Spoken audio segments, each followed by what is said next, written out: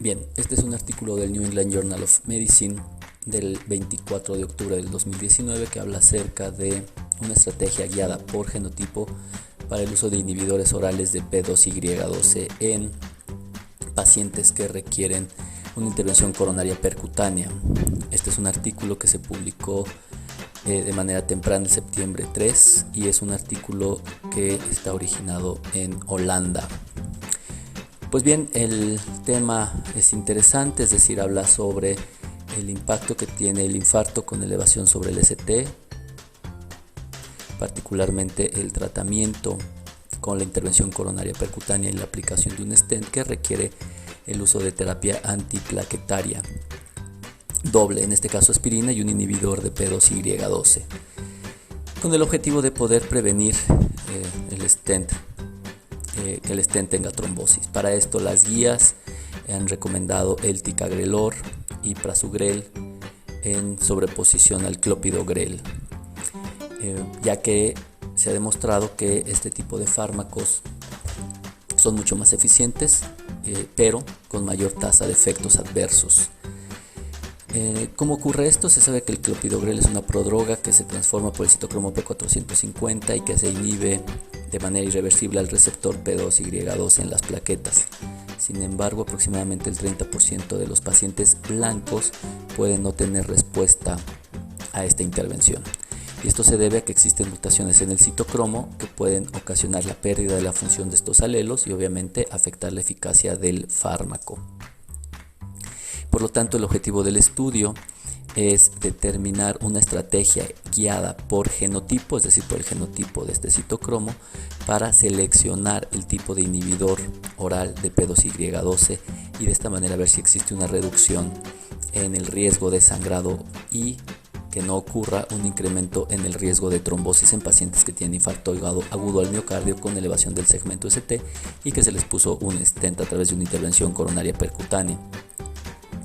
Para esto lo que hicieron fue desarrollar un estudio que es una iniciativa del investigador, es decir, aparentemente, no es patrocinado por la industria en 10 centros europeos, patrocinado por el Sistema de Salud de Holanda y una compañía que desarrolló el sistema de detección de los polimorfismos, que aparentemente lo hizo de manera gratuita.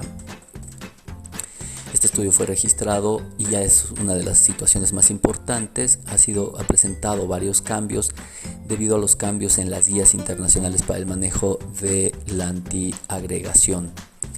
Por lo tanto, el ensayo fue registrado después de que se incluyeron a 18 pacientes. Esto es un pequeño sesgo para reportar desenlaces, pero lo más importante es que el protocolo tiene varios cambios.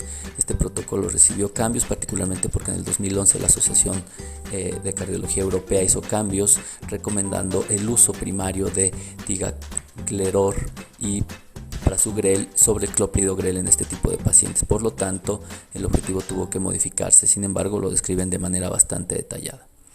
Se seleccionaron pacientes que tuvieran infarto agudo al miocardio con elevación del segmento ST entre 30 minutos a 12 horas y que fueran una intervención coronaria percutánea mayores de 21 años, y en uno de los apéndices vienen todos los criterios de exclusión. Uno de los problemas de este estudio es que algunos pacientes tuvieron que ser retirados ya que su consentimiento informado solo fue realizado de manera oral. El manejo pretratamiento, digamos, o antes de la intervención o la aleatorización era como normalmente se hacía en los lugares donde se realizó el estudio.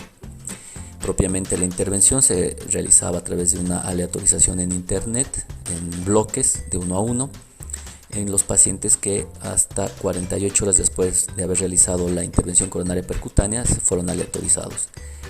Como se hizo fue seleccionar pacientes a los cuales se les realizaba la genotipificación de este polimorfismo con esta plataforma para buscar la pérdida de función, es decir, a partir de esto ellos determinaban lo siguiente: tenían básicamente dos cambios o dos brazos de tratamiento, aquellos pacientes que de entrada iban directamente al uso de los inhibidores que se recomiendan por la guía internacional, prasugrel por ejemplo, y a otro grupo se les realizaba el polimorfismo y si mostraban que no tenían eficacia se les cambiaba o se dejaban más bien Ticagrelor y Prasugrel, y aquellos pacientes que demostraban no tener esta mutación se cambiaban a Clopidogrel. De esta manera podríamos asegurar que este grupo de pacientes les iba a funcionar de manera correcta y que al otro grupo de pacientes en teoría se podrían exponer a un efecto adverso mayor.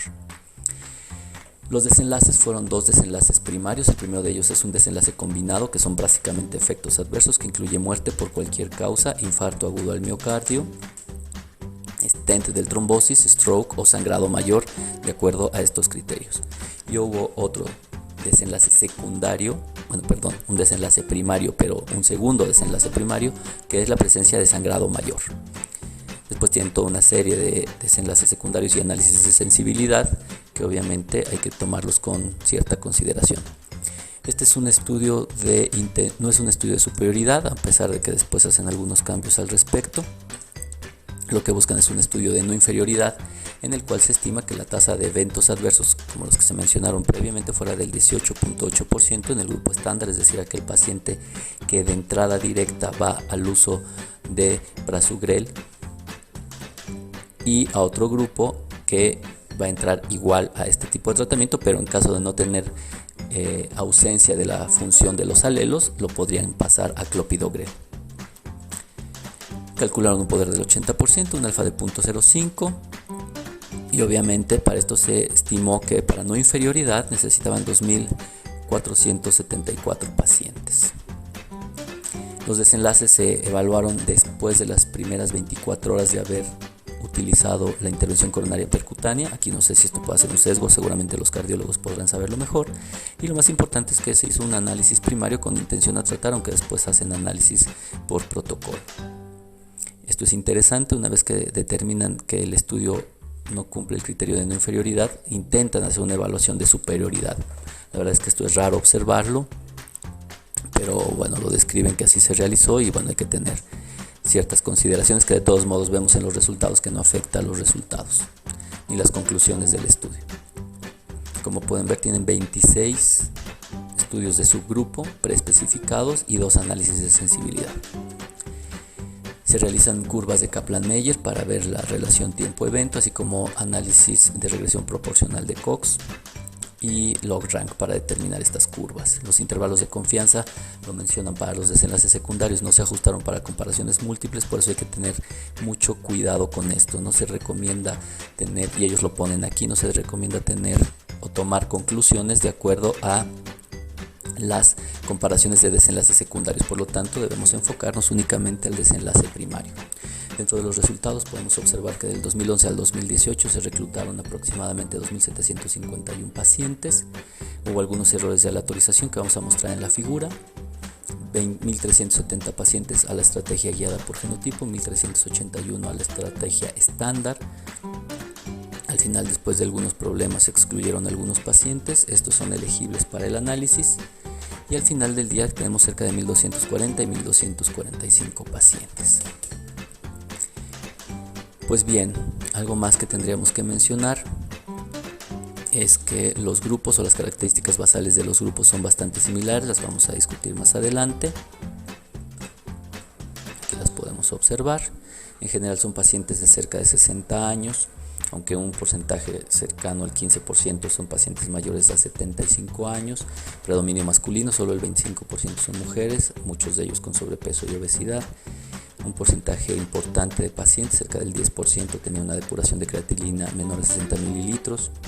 Y dentro de los factores de riesgo cardiovasculares, el 45% con tabaquismo, 12% de diabéticos, 41% de hipertensión, 21% de dislipidemia y 40% con historia familiar de cardiopatía isquémica.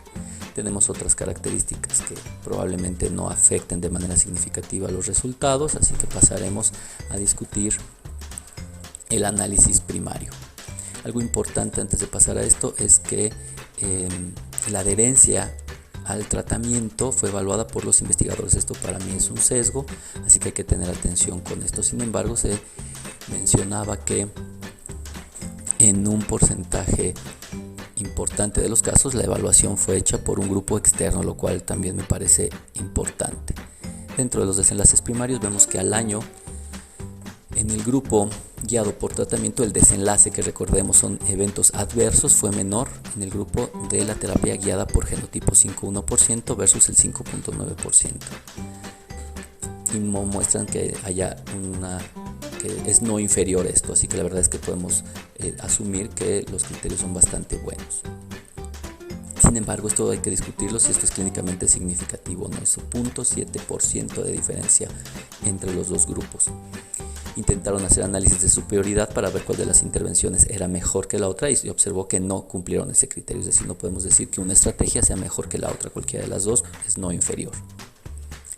Dentro del segundo análisis de desenlace primario, vemos que el sangrado, que era uno de los eventos más importantes asociados a la terapia estándar, fue menor en el grupo guiado por genotipo, 9,8% versus 12,4%, lo cual hace un hazard ratio de 0,78. Esto parece ser más clínicamente significativo. Y no hubo cambios al tipo de análisis que se realizaba, por sensibilidad o por protocolo. Esto lo podemos ver de mejor manera aquí. Esto es el desenlace primario combinado. Vemos que se observa con mayor frecuencia en el grupo de tratamiento estándar.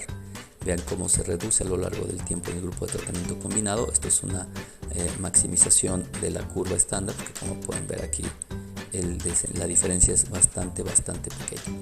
Y para el caso específico del sangrado podemos observar que efectivamente hay una reducción en el riesgo de sangrado mayor en pacientes que tienen una terapia guiada por genotipo.